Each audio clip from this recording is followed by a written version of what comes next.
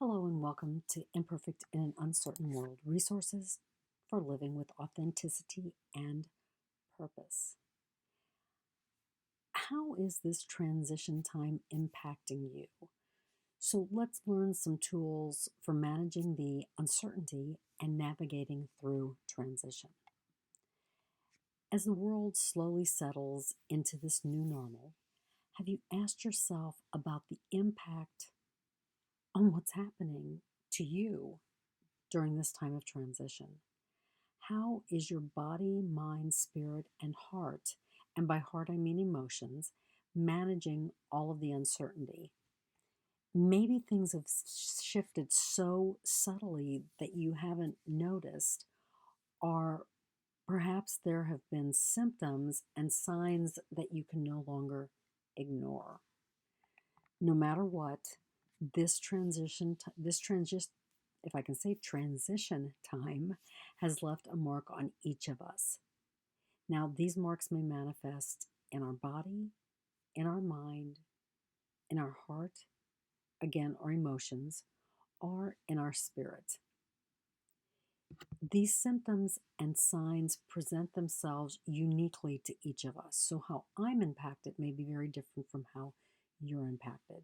So, I'm going to ask you, what have you noticed as we go through each aspect? Let's start with mental. Has your ladder of inference got a workout? And by ladder of inference, just briefly, something that was developed by Chris Argyris is that our beliefs are at the base of that ladder. And what we believe informs our judgments and assumptions. And as we climb the ladder, we respond or we react. And so, what I would say is, mine has. I've noticed more and more how my beliefs inform my judgments and assumptions and the ways that they manifest in my actions. Now, not all of that's been comfortable, even though I'm learning to be comfortable with uncertainty. I've had some uncomfortable but enlightening conversations with myself, and my beliefs have shifted as I open myself to the beliefs and views of others. I may not agree with them, but I find a way at least to understand where they're coming from. You understand not to agree, but you understand in order to explain to someone why you may disagree. Emotional or heart. So I would ask the question, during this time of transition, what is your emotional state? Mine seems to have been scattered to four corners of my being. Um, and this uncertainty really for me is hard on my emotions. For with the uncertainty comes fear. But I would say if you're feeling fears, identify the fears because it's necessary to know what you're fearing in order to release the paralysis that you're stuck in. Reframing is vital to navigating this uncertainty. So find something that would be beneficial amidst the fear. So again, if you're going to reframe, you find the good, the beneficial in any situation.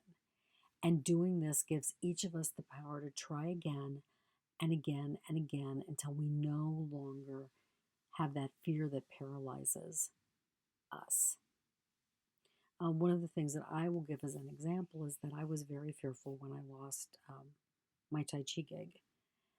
And I decided that I would try some creative things, acknowledge the fear of not knowing where that money was going to come from, but I tried some other creative things. And in doing so, discovered that I did make that income back. So it was reframing it to say this is an opportunity for me to actually have time for me to explore other avenues, other streams of income in my business. Now, spiritually, how do we make sense of what's happening? There are so many raw emotions percolating, and those emotions boil over. So I wonder how we can find a way to a world where the golden rule is the only response. To create a world where that is governed by the golden rule to do unto others as we would have others do unto us. So we return to ourselves and ask ourselves, how do we want others to treat us? And how are we treating ourselves? Because again, internal transformation is the only birther of external change. This is a time for us to live from our beliefs. We share our core messages and invite others to share theirs. It's that openness, that spiritualness that connects us to one another. And that brings us to the fourth aspect of the physical or the body. Now, I'm going to tell you, if we've ignored the messages from the first three aspects, they converge and they speak from the physical.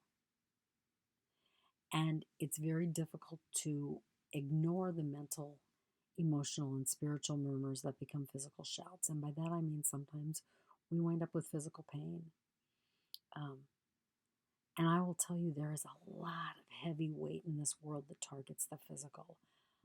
I know myself and several other people I know are experiencing some back issues right now.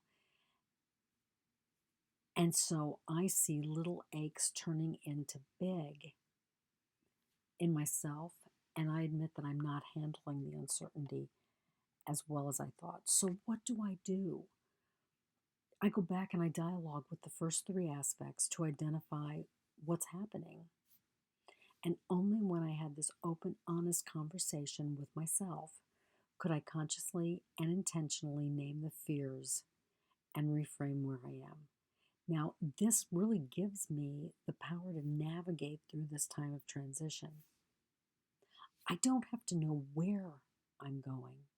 I need to be open, to be aware of what's unsettling me along the path, and be open to taking the next step.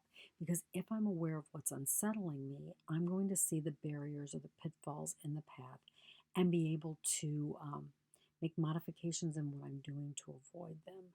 Or if I step into a pitfall, I'm going to be able to learn from it. So I want to end by saying we are holistic beings. Our body, mind, spirit, and heart speak in every moment. They alert us to the potential of imbalance. We have only to listen. By living with awareness, we acknowledge the little and big ways that we are impacted. And each aspect powers us to minimize anything detrimental, and I would say to neutralize things that are detrimental and accentuate the best in each of us. Because in this together begins by keeping one's self together. So I want to thank you for listening to this. If you like it, give it a thumbs up, share it with your friends. More resources are available at intentandaction.com, intentandaction.com.